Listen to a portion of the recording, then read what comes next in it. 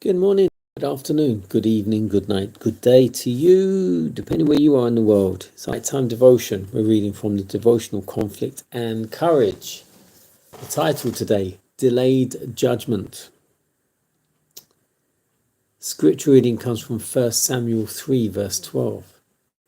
In that day I will perform against Eli all things which I have spoken concerning his house. When I begin, I will also make an end.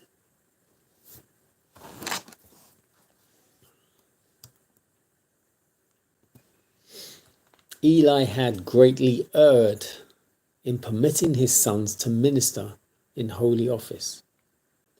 By excusing their course on one pretext and another, he became blinded to their sins, but at last they reached a pass where he could no longer hide his eyes from the crime of his sons. The people complained of their violent deeds, and the high priest was grieved and distressed. He dared remain silent no longer, but his sons had been brought up to think of no one but themselves, and now they cared for no one else. They saw the grief of their father, but their hard hearts were not touched. They heard his mild admonitions, but they were not impressed, nor would they change their evil course, though warned of the consequences of their sin. Had Eli dealt justly with his wicked sons, they would have been rejected from the priestly office and punished with death.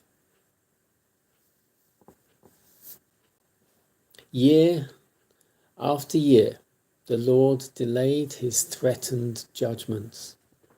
Much might have been done in those years to redeem the failures of the past, but the aged priest took no effective measures to correct the evils that were polluting the sanctuary of the Lord and leading thousands in Israel to ruin.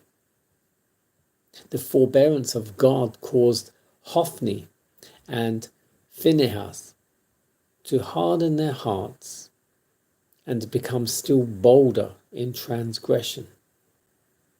The messages of warning and reproof to his house were made known by Eli to the whole nation. By this means he hoped to counteract in some measure the evil influence of his past neglect.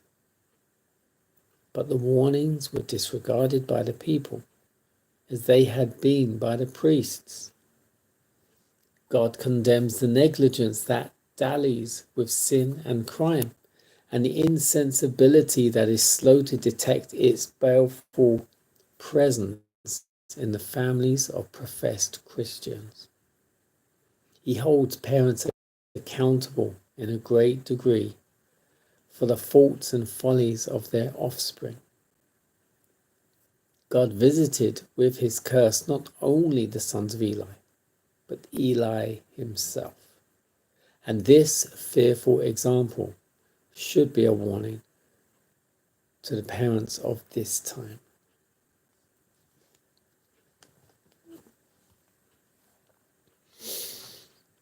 Delayed judgment.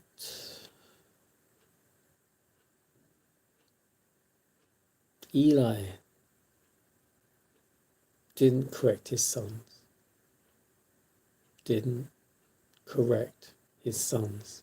They became priests in the sanctuary, and still they were not corrected.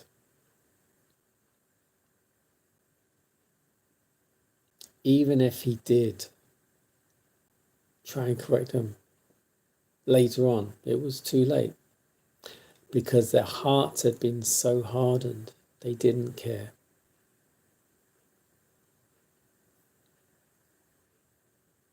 He spoilt them, he let them run their own lives instead of guiding them and disciplining them. And it is what a lot of parents do today. And it sums it up at the end.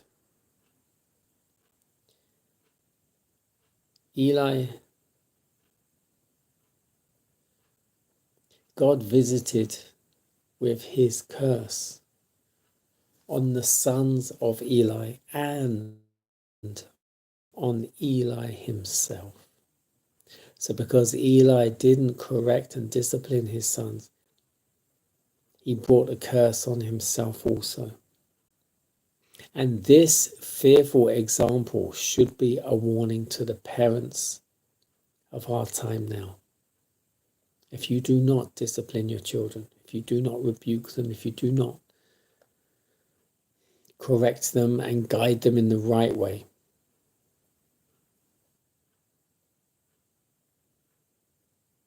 they will not grow up to be good people. And this will bring you down also.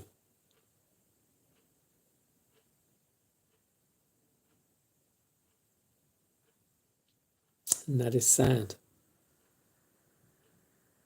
You do need courage, you do need strength, and you get that from God. If you continue to pray and ask him what you must do, how you must do, when you must do, in whatever you must do. Seek his guidance in everything, and he will give you the courage and the strength to fulfill it.